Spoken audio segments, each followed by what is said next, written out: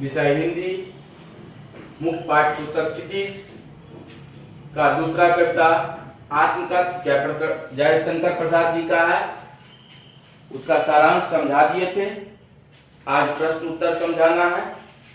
पहला प्रश्न है, कवि आत्मकथा लिखने से क्यों बचना चाहते हैं, अथवा कवि जयशंकर प्रसाद ने आत्मकथा न लिखने के लिए कौन कौन से कारण गिनाए हैं। तो कवि आत्मकथा न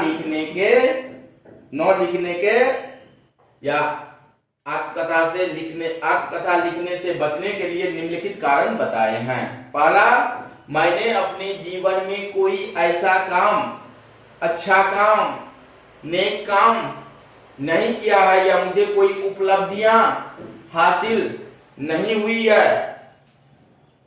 दूसरा, मेरे जीवन अभावों से भरा हुआ है। मेरे जीवन में दुख ही दुख है, जिसको मैं धीरे धीरे भूल चुका हूं। उसका वर्णन उचित नहीं लग रहा है। और तीसरा, मेरी मौन व्यथा अभी सोई हुई है, मैं उसको भूल चुका हूं।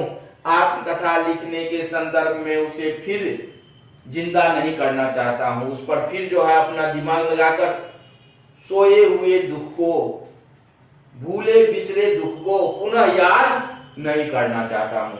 यही 3 कारण है। दूसरा प्रश्न है, आत्मकथा सुनाने के संदर्भ में अभी समय भी नहीं है। कवि ऐसा क्यों कहा है? क्योंकि कवि की मौन व्यथाएं अभी सोई हुई है। कवि जो जीवन में दुख कष्ट झेले हैं, उनको जो प्रकृति द्वारा और अपने मित्र मंडली द्वारा जो दुख मिला, जिसे वह क्रमशः धीरे धीरे भूल कर गुमसुम बैठे हुए रहते हैं, उसको भूलने का अभ्यास कर रहे हैं, लगभग भूल चुके हैं। इसीलिए कवि कह रहे हैं अभी समय भी नहीं, आत्मकथा सुनाने के संदर्भ में अभी समय भी नहीं।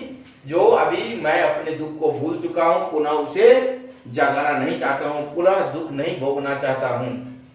तीसरा, स्मृति को पाथे बनाने से कवि का क्या आशा है? तो कवि बीते हुए कष्टों के थपेड़ों से आहत है, निराश है।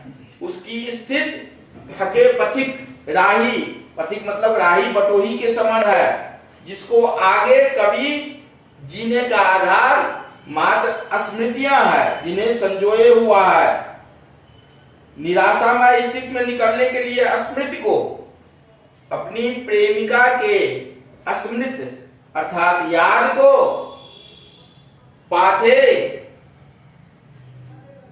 बनाने की कोशिश किए हैं। जो पाथे कहते हैं, कहीं पर पथिक को रास्ते में नाश्ता के लिए जो कुछ सामान ले जाते हैं, वही उसका पाथे है।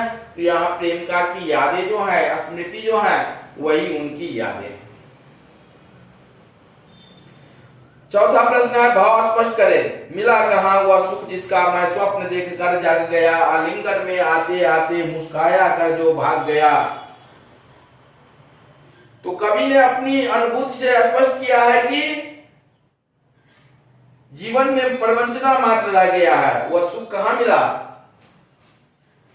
वह रात में कवि सोए हुए हैं और देखे जो अपनी प्रेयसी प्रेमिका जो है भुजा पास में हमारे नजदीक में है, मैं उसे आलिंगित करने का कोशिश कर रहा हूं और वह मुस्कुरा करके भाग गई।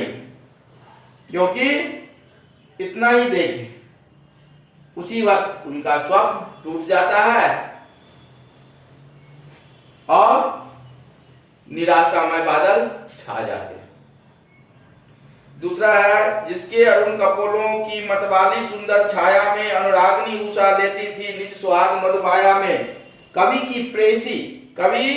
अपनी प्रेयसी की मधुर स्मृतियों में थोड़ी देर के लिए निमग्न हो जाती है। प्रेयसी प्रेमिका की यादों में उनकी जो प्रेमिका के सौंदर्य का वर्णन करते हुए उनकी गालों की जो रक्तिम आभा है वह उषा काल में उदित हुए सूर्य की अरुणिमा के समान सुंदर है। जैसे उषा काल में सूर्य की किरण से जो लालिमा छिटकती है, तो कवि जयशंकर प्रसाद की जो प्रेयसी है, प्रेमिका है, उसके गाल जो लाल है, लगता है जैसे उषा कालीन सूर्य से उसकी किरण छिटक रही हो, जिसकी छाया में उषा भी अनुराग से भर जाती थी। इस क्लास में इतना ही, बाकी 3 क्वेश्चन अगले क्लास में पढ़ाएंगे।